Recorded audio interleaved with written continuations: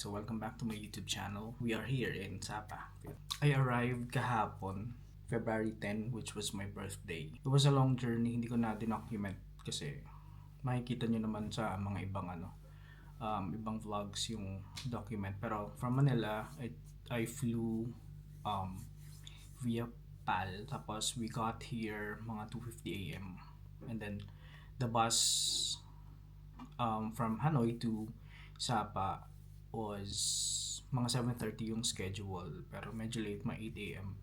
And then yun, Sapa, dumating lang ako mga 2 or 3 local time, and then diretso na lang ng check-in. So you'll see my room tour. For now, getting ready because I'm gonna head out for breakfast. Buti na lang this hotel has special free breakfast pala. So papakita ko sa inyo kung bakit early ako. Kasi I'm going somewhere, so I have to have breakfast first. And then syempre magko-coffee tayo. It's 8 degrees, guys. So kaya nakapang winter sonata. Pero the downside nitong nabili ko, naging crop top. Nabili ko sa Uniqlo. Tapos nung nalabahan, naging crop top. Ayan, gusto ko ng may contrast sa color. Kaya yung undershirt ko is fuchsia. So magkakape tayo dito ng malala. Kaya prepare tayo. Meron tayong Gaviscon. As a quarantine, may Kreml S din. Kasi coffee is life. And make sure if you're traveling pala, magdala kayo ng first aid kit for just the normal meds. Meron ako Nizep for colds. I have paracetamol for headache. Hindi ako nagtitake ng mga strong na meds. Meron din ako for Diatabs kasi medyo mahina yung mabilis masigara yung tiyan ko. So yun, so today our itinerary is we're heading after breakfast. I might swing by to Via Trekking for coffee, and then tambay-tambay, then punta tayong Alpine Coast. Kahapon pala mayroon ako nakilala sa bus na couple sila. Malalaki na anak nila, so travel na lang sila. Pagkamalan ng doktor, I don't know, maybe because yung suot ko, naka-white ako and all, I don't know. Pero mabait silang dalawa, nakakatawa. Alright, so this is our outfit. Crop top na siya. Medyo malamig. And then meron pa akong isang pang-gawin. Ito. So ito, hindi ko mahubad tong jacket ko. Kasi nga naka-crop top po tayo. Siguro sarado ko na lang, no? Sarado ko na lang. Yan. Pwede na ba? Pwede na yung outfit ko. Pababa na ako for breakfast. Pero tignan muna natin yung view. Oh my god. Ang ganda. Ayun, hindi mo makikita yung bundok.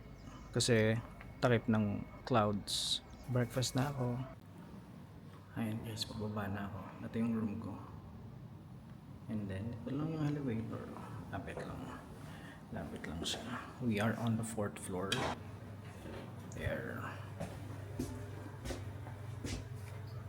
First floor. This is our first official day para maggala-gala. Kahapon kasi medyo pagod ako, and then I just spent my birthday sleeping. Here's the lobby. Diba ang ganda? So, Christmas Eve. There. The reception. Hi guys. Kain tayo. So I have here, parang sticker rice to. And then liempo, sausage. I don't know what this is. Ham and cheese. And then water.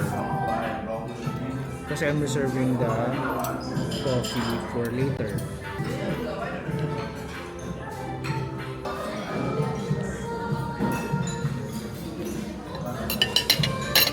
So guys, mamaya nakakain muna ako. Let's go guys.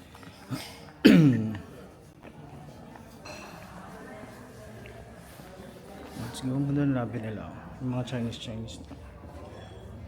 And this is the one I'm telling you. The Chicago Pizza. And then that way, papunta siya ng White Cloud. So dito tayo. Let's go to Sapa Station. 5 minutes lang. 5 minutes walk. Tara, lakarin na natin. Tapos sa kaliwa there. Hirap maging vlogger guys. Kailangan octopus yung kamay mo para hawak ang cellphone, hawak ng camera, using yung bag mo. Anyways, eto. Sabi sa inyo, will burn out calories eh. Kasi packet siya. Then paligid ko, mga ganito. Mga restaurants. Ayun. Iba-burn ko na agad yung butter. Isang lamig. Sarap. Malapit ng New Year nila. Well, the Chinese New Year, the Lunar New Year. Kaya, worried ako dahil nagka-close daw. Mostly ng mga bars, establishments by the time. So we have to be alert. Mag-stock ng food. I don't know if they totally shut down. Pero yeah. Saan ba tayo? Saan kakaliwa? Wait lang. Oh, ready na. It's even more packet pa. Kahit na pala siya. Yun siya.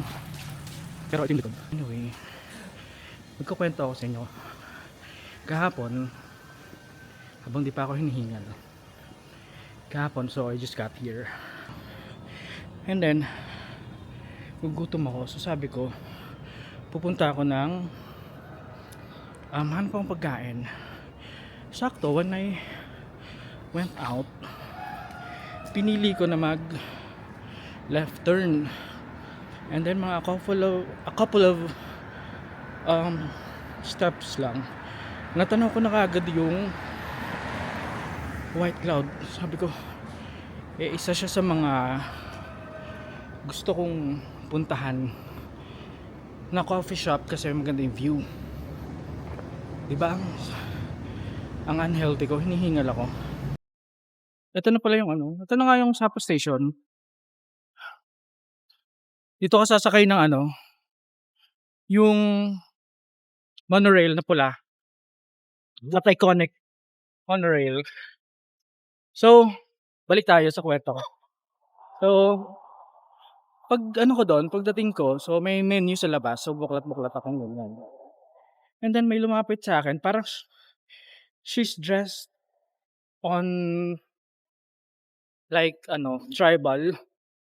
Yung parang indigenous dito. And then magaling siya mag-English. So, medyo nakakutob na ako. Something is going to be off dito.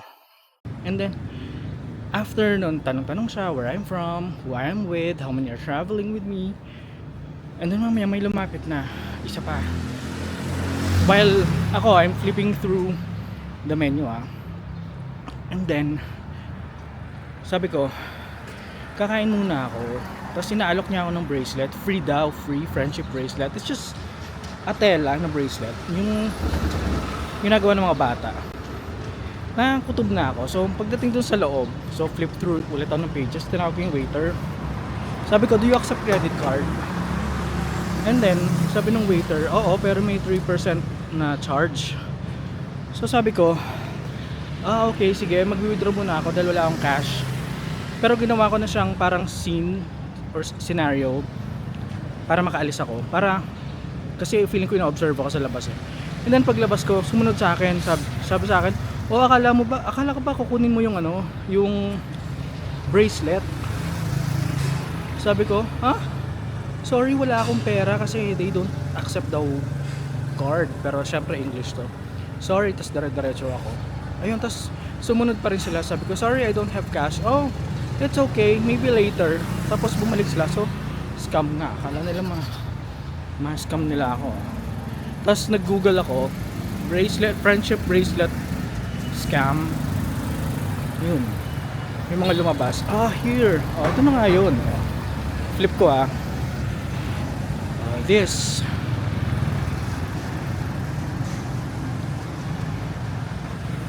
Dito na tayo sa Sapa Square. Yun. This is the iconic Sapa Station.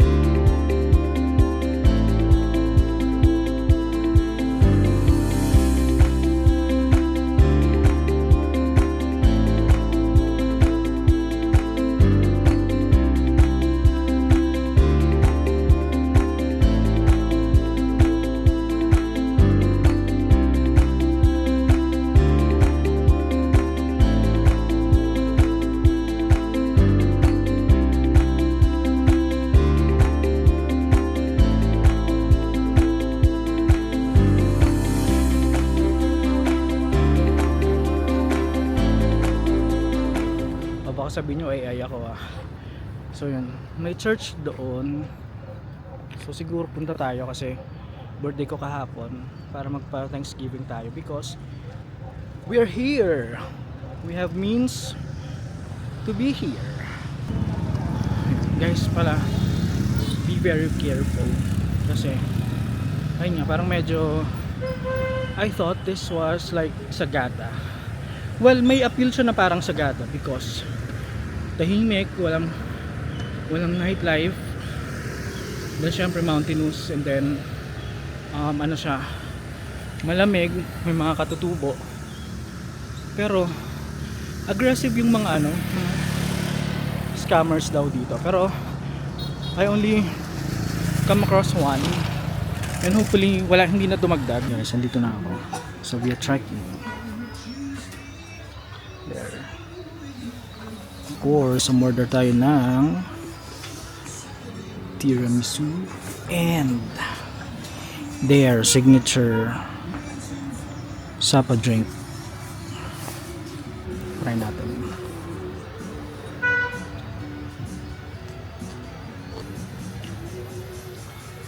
Malamig yung yung parang niya, foam. Tapos mainit yung yung coffee. Sobrang misty ngayon. Kakadaan lang ng train eh. Ayun. The technique here is dapat maaga ka. Tikman natin yung tiramisu.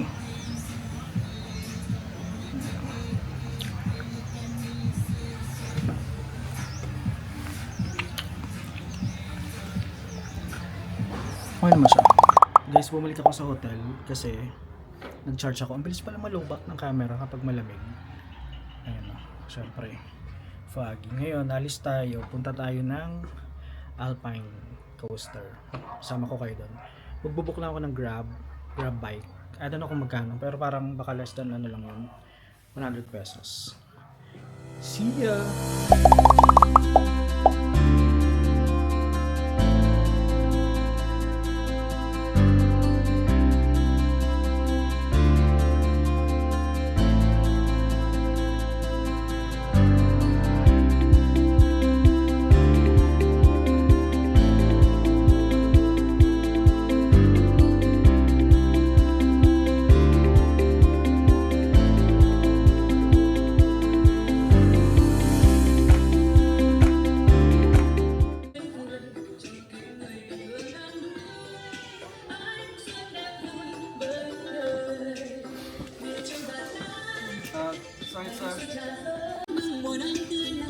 Parang mali ako na nagmotor ako. Put the backside of it. Okay. Parang mali ako na nagmotor ako. Lamig. Hindi ko maramdaman yung kamay ko. Sobrang lamig. But anyway, sasakay na tayo. Parang naging ba ako? Sakay na tayo sa Alpine Coaster. Pero iwan daw yung bag dito kasi may mga locker sila.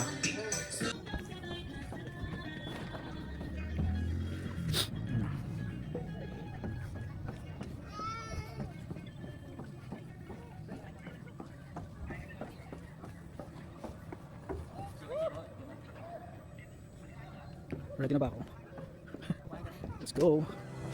Here we go! Wow!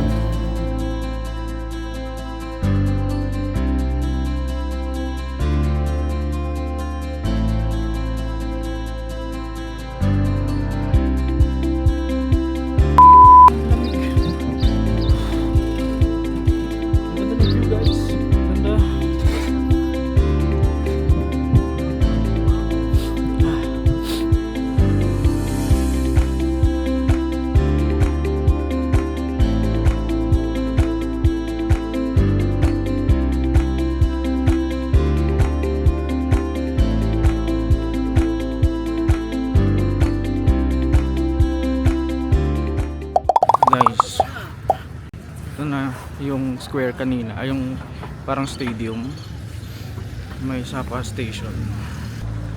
Can't see a thing. It's so cold. Temperature is... Yeah, it's 10. Maghanap tayong dinner. Ayun no, hindi na makita eh. Pero maganda sana to. Dahil maraming ilaw. Maraming ilaw. Kaso wala. Hanap tayo ng kakainan natin. Actually, naglalakad lang talaga ako. Pero hindi ko pa alam kung anong kakainin ko. Parang medyo nasa dulo na ako. Wala pa rin ako nakikita na gusto kong kainan. Or hindi ko lang napapansin kasi nagbabalag ako. Guys, nandito ako sa Chicago Pizza. Sa tapat ng hotel. So, nag-order ako ng beef noodles nila.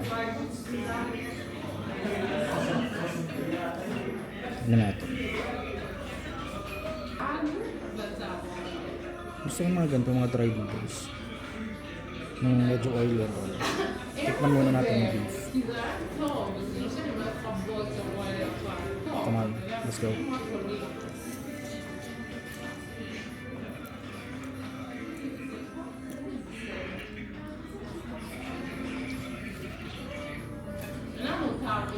Okay lang to, itong noodles, meron siyang bok choy, may red peppers, or capsicum, and then there's beef. Kaya pala binibigyan ka ng, may binigay silang toyo. Para ikaw magtitimpla, in case na under season siya for your liking. Gusto kong noodles, stir fried, oily, pero parang sakto talaga may toyo. Oh, may mushroom doon pala. Okay naman siya.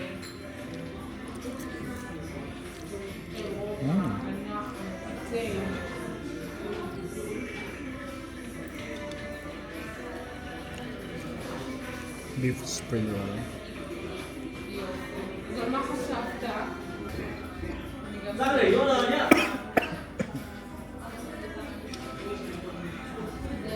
Nakain mo sili. May sili ka? Nevertheless. Okay na siya.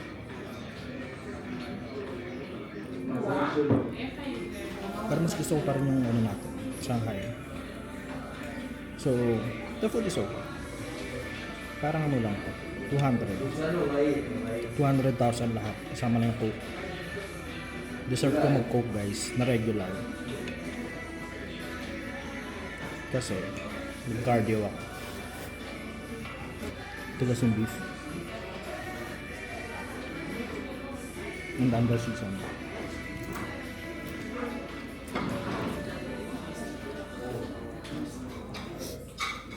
Spring roll.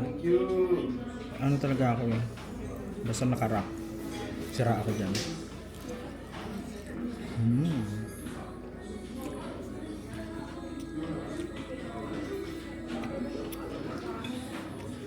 Ano lang. Hindi babalik. Kasi ito lang yung ano, malapit sa hotel. Kanina yung mga nakikita ko puro malalaking restaurant. Yung dinaanan natin doon kanina.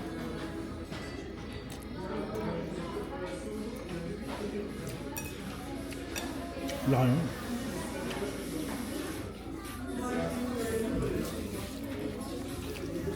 Guys, enjoying ko na to. Tapos umin ako. Bye-bye. So yun guys, our first full day here in Sapa is done. Just to recap, what we did today is just to look around dun sa Sapa Center. And then nag-pit trekking tayo, then alpine coaster.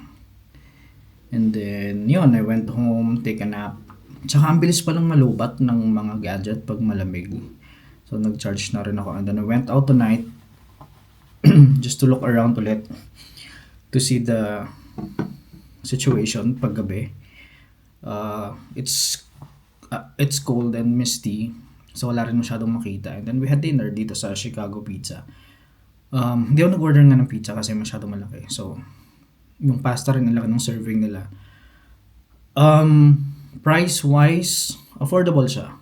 And then yung location is just across nga may hotel. So yung wifi ng hotel na nakakonect ako is abot doon. So libre yung data. Hindi na makukonsume yung unli natin. But anyway, so it was just a chill day. Tomorrow, I don't know kung anong itinerary ko, pero baka mag-Cat Village ako and then yung Rainbow Slide.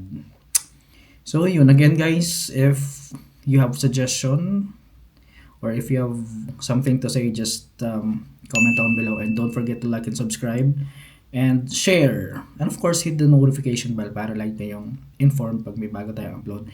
Again guys, thank you so much for watching my video and for subscribing. And see you again tomorrow. Not sure yet saan tayo pupunta. But yeah, I'll see you around guys. Bye-bye. Good night.